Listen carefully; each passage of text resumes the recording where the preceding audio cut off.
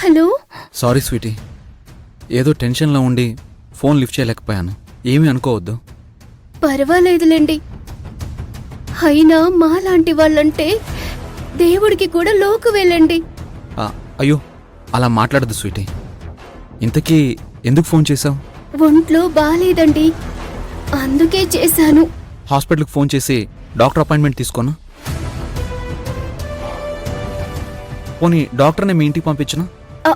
వద్దులేండి, ఇప్పుడు బానే ఉంది.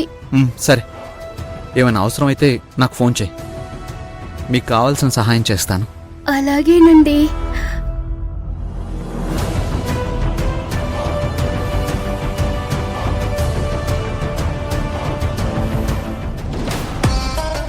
అమ్మా, నానా, అర్జున్ మన చెయ్యి దాటి పోలేదు, మన గ్రిప్పులోనే ఉన్నాడు.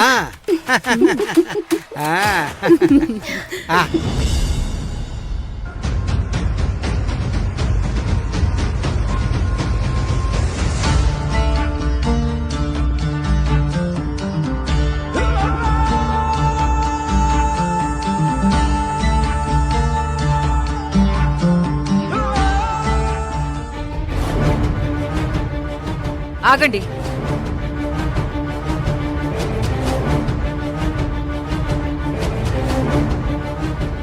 మీరింట్లోకి రావడానికి వీల్లేదు. అత్తయ్య, అసలేం జరిగిందంటే...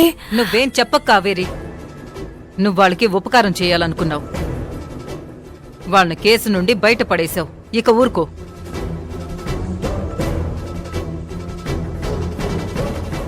రాజుగారు, మీరు చాలా మంచివారని ఇంట్లో ఆశ్రయం ఇచ్చాను, కానీ ఇలా దొంగతనాలు చేస్తారని ఊహించలేదు.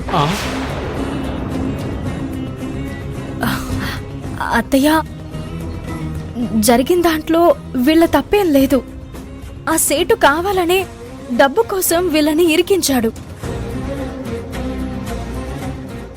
అవును మేడం, ఆ సేట్ చేసేవన్నీ దొంగ వ్యాపారాలే. దుబాయ్ బంగారం ట్యాక్స్ కట్టకుండా కొంటున్నాడు.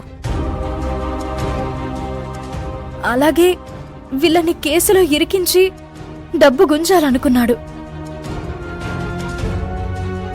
ఇందులో ఇంకెవరి హస్తమూ ఉండొచ్చు అని నా అనుమానం.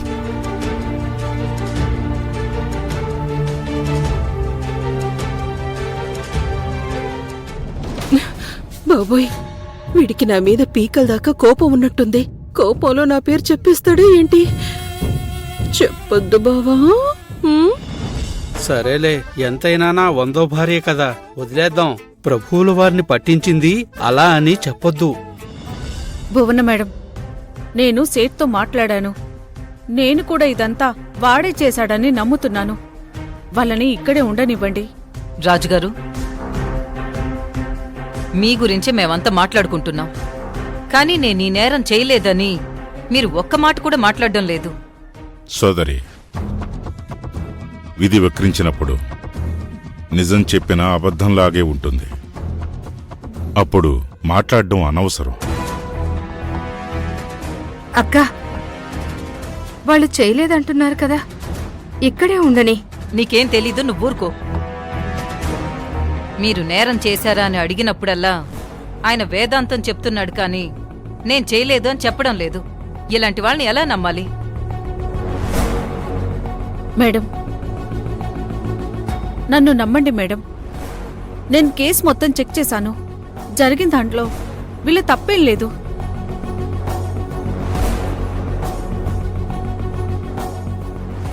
అత్తయ్య, రాజుగారు డబ్బు కాసపడే మనిషి కాదని మీకూడా తెలుసు. ఇవి ఆధారాలు లేని ఆరోపణలు. దయచేసి అర్థం చేసుకోండి.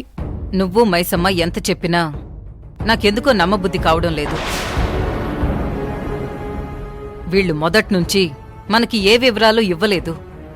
వీళ్ళ ఊరి పేరు కూడా మనకు తెలీదు. ఇప్పుడు ఈ దొంగతనం ఆరోపణ.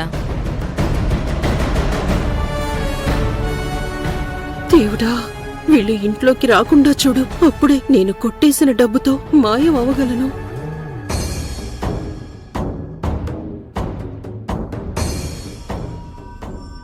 రాజుగారు, తప్పుగా అనుకోకండి. ఇప్పటికిప్పుడు మిమ్మల్ని వెళ్ళిపోండి అనడం భావ్యం కాదు.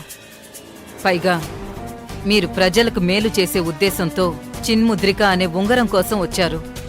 అన్నింటికీ మించి నా కోడలు చెప్తుంది కాబట్టి మీకొక వారం రోజులు టైం ఇస్తున్నాను. మీరు వచ్చిన పని చూసుకుని వెళ్ళిపోండి.